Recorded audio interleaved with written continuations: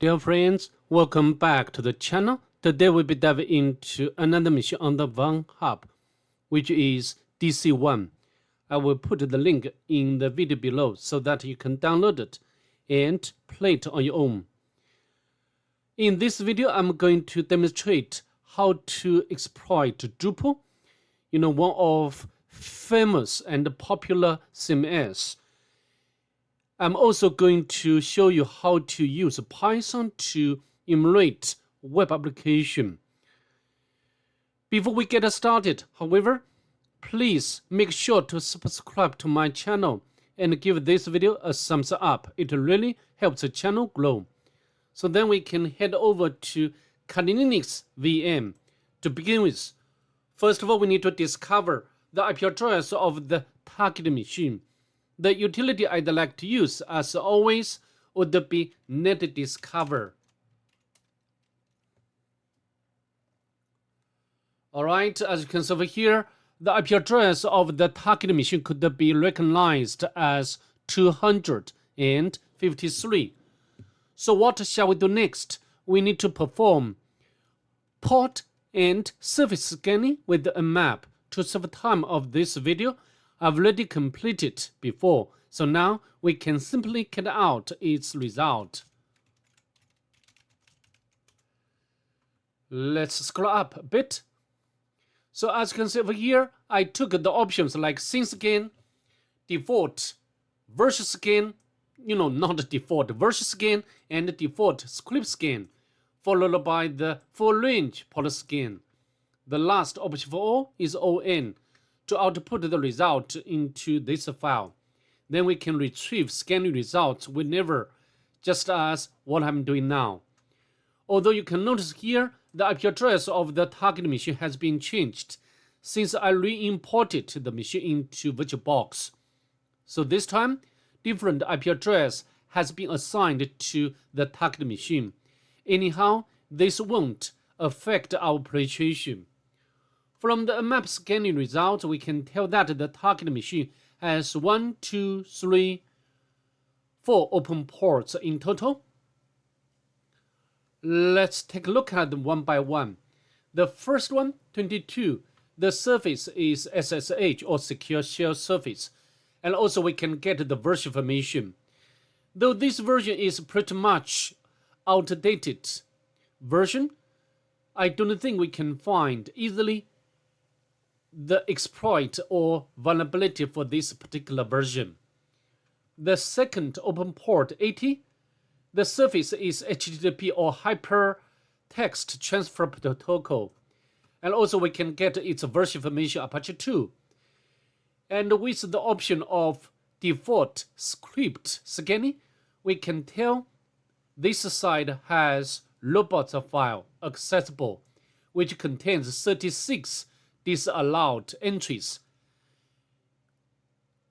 If you walk through all 33 entries, this will take a very long time. Instead, we can take the power of Python to enumerate those directories automatically. I will show you what I mean in action later. Last one, not the last one, the next one is 111. And the surface is RPC bind. In your case, we do not need to care about this kind of surface, also the last one. So what are we going to do next? We need to enumerate the web application both manually and automatically. Let's fire up the browser to perform manual enumeration first. And we can put the IP address of the target machine into the address bar. Press enter. So this is the Drupal site and the user, and also just now we have already found its version, Drupal 7. Maybe we can note down such information. We can copy and paste over here. And we can try to use default credentials to log in, admin as username and admin as password. Login, but it's not working. And also because this is not custom web application, this is Drupal or some kinds of CMS, content management system. So usually such a CMS is very strong. So I think next I'd like to use the search sprite to check whether this version is vulnerable or not. Drupal 7. And we got so many exploits, and some of them are Metasploit. So I think afterwards it's worth using Metasploit framework to try first. If this doesn't work, and then we can try other exploits manually. Okay, so we need to keep this in our minds as we go ahead. However, I'd like to continue our manual enumeration. Okay, for example, we need to check its source code. Sometimes source code can reveal something sensitive like credentials, but it's not this case. Next, we found by the map. This site has robots file available, which contains 36 entries. Just I mentioned at the very beginning, you can walk through all entries one by one manually, but this will be very time consuming. Instead, I'm going to use some kinds of script and Python to automate this process. Okay, so how to do? First of all, we need to get down this robots file.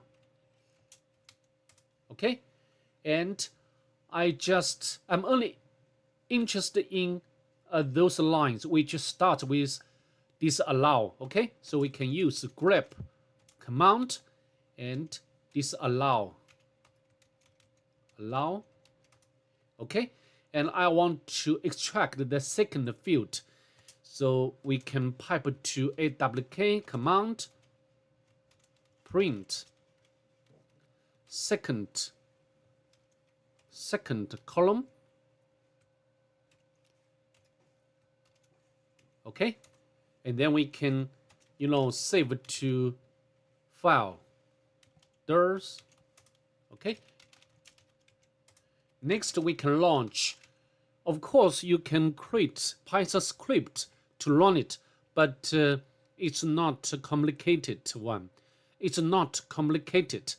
So instead, I'm going to launch interactive Python 3, and import requests module, and we can open the dictionary,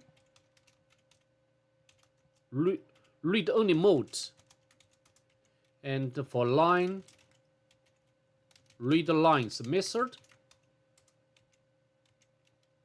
So URL should be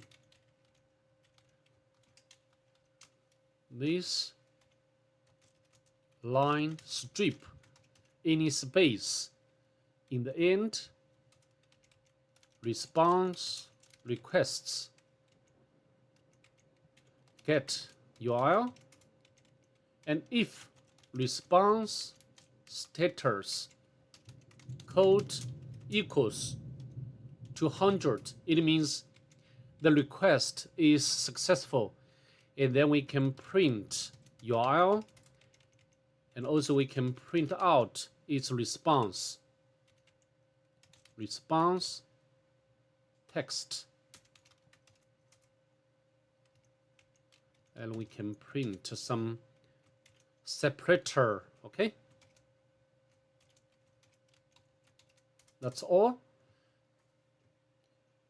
So we can retrieve all entries by one time. And now let's scroll up to see what kind of information has been retrieved. We need to look for something important. Okay, let's scroll up.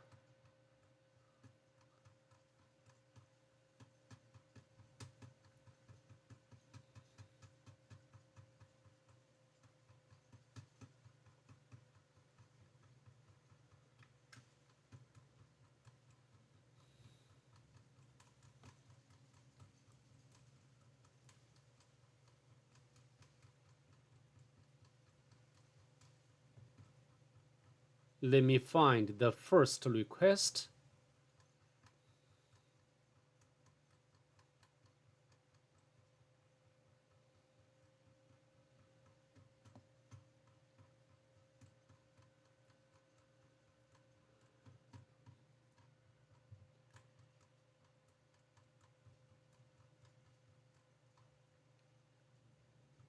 Okay, it's done. So install. So this is the first successful request, but nothing important here. Installed PQSQL text escalate install.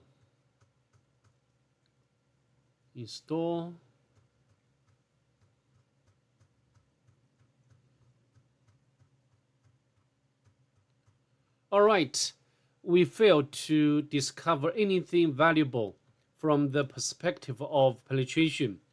Anyhow, what I have done is to show you how to use Python to automatically enumerate web application. Let's exit from interactive Python and continue our enumeration with this web application. For example, we can launch Nicto to perform enumeration. I always use Nicto. You know, Nicto is one of my important utilities to enumerate web application. So the Drupal 7 was identified via the XGenerator header. Okay, so next we can launch GoBuster to perform directory enumeration. Let me auto-complete this command. Although GoBuster can find some directories and URLs, but none of them can lead us to furthermore exploitation. To save time of this video, I'd like to skip this part, okay? So what can we do next? Up to this point, we have already completed the UU enumeration with this web application. Nothing very interesting except the version of CMS, which is Drupal 7. Just I mentioned earlier.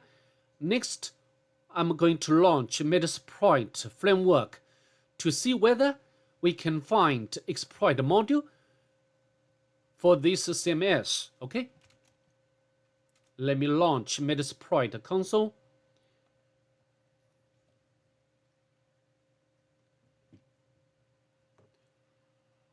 After it's loaded, and then I can use command search to search all modules which are related to Drupal. Okay, and the 25 modules available, and I'm going to try this one or the second one. Let me copy and use the command use, paste, and we can leave the payload as it is, and then we can show options. We can set localhost to our Kali Linux, set local port number to 555. You can use any port number if you wish, what you wish. Okay, set remote host to our target machine. Let me run command show options one more time to see whether we have already configured all required fields or options. Okay, I think it's okay. So now we can run it to see whether we can get Meterpreter session. Oh, fantastic. Meterpreter session 1 opened. So this means we have already got initial foothold on the target machine. Later we can get the normal shell or spawn a normal shell by run command shell. Okay, shell. And also we can check to see whether Python 2 is available. Python 2 is available, so we can import pty module spawn Okay, and we can find without any difficulty, we can grab the first flag. Okay, so the flag itself gives us the hint for the next step. So every good CMS needs a configuration file, and so do you. So next we need to find configuration file for this CMS, and we can go to the sites and go to the default, and then you can find this configuration file. Okay, let's scroll up.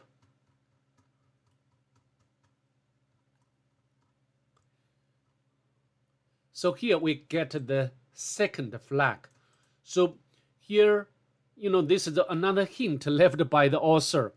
This machine is very typical CTF style machine. We should follow the hints left by the author. For example, here, brute force and dictionary attacks aren't the only ways to gain access, and you will need access. What can you do with these credentials? Okay, for example, here we can get the username and password. We can copy and paste onto my notebook. So then I think we can connect to the database. The username is dbuser, and we can copy its password. dbuser.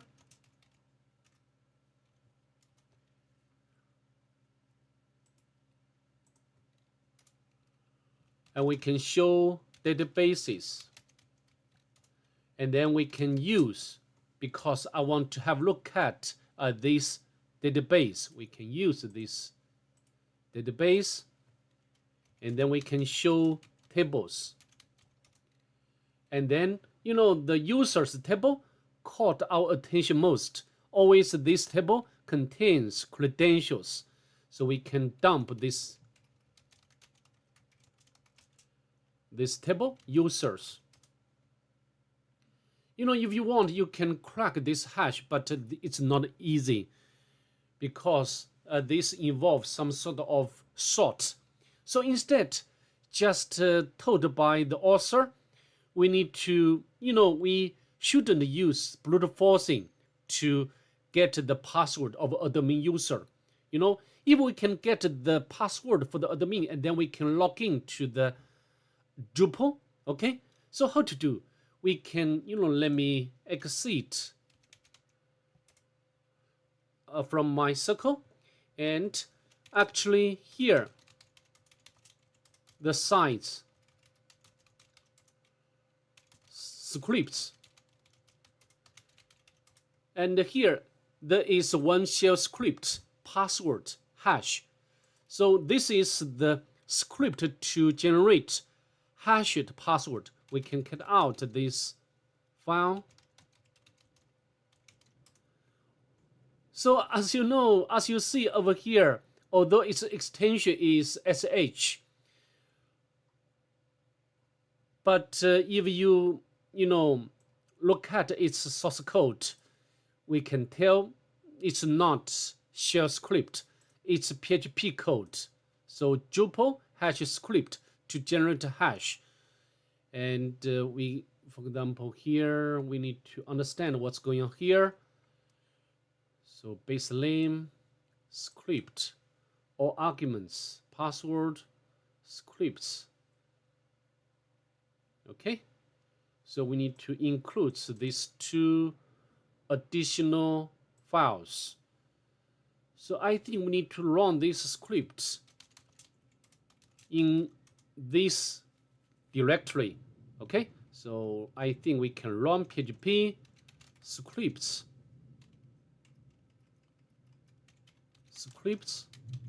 and password hash, and we can supply our new password. Okay, so this is the hashed password.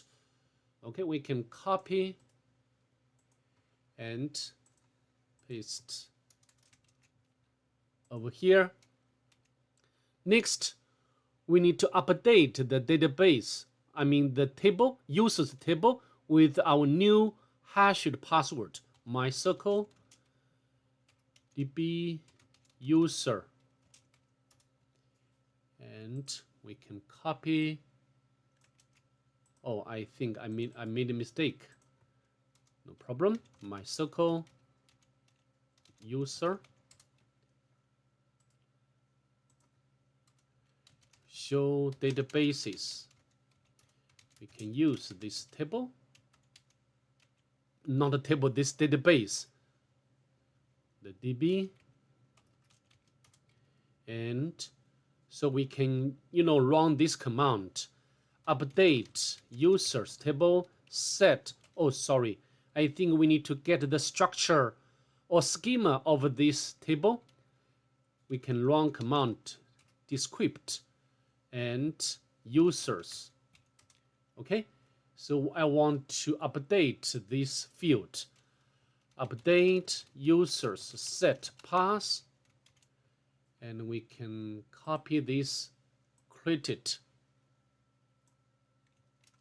hashed password where lim admin. Okay, it's done. So now if we go back to the site and log in with the new password 123456, log in, it does work. And you can go to the content and you can find the cert flag. So here again, similar to the first two flags, the flag itself contains the hint for the next step. So special perms will help find the password. So perms and find the password.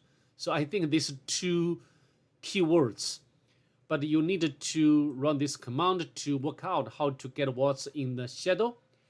And we can run this command, find lim flag type. And then we can get the false flag. We can copy.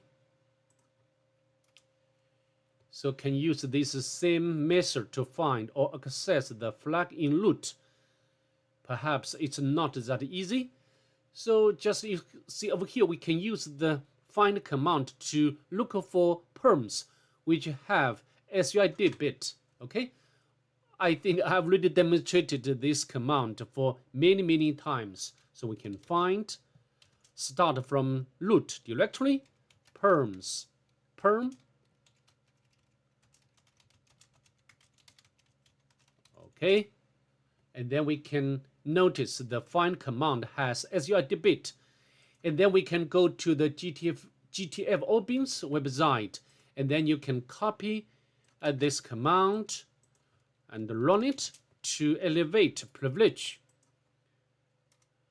However, a lot of error, illegal option. Don't worry, I think we can do not use this -P option. We can run this find command again. As you can see, we successfully become user root, and then we can grab the final flag. So I think that's pretty much it. I'd like to see you next. Bye. Have a nice day, please.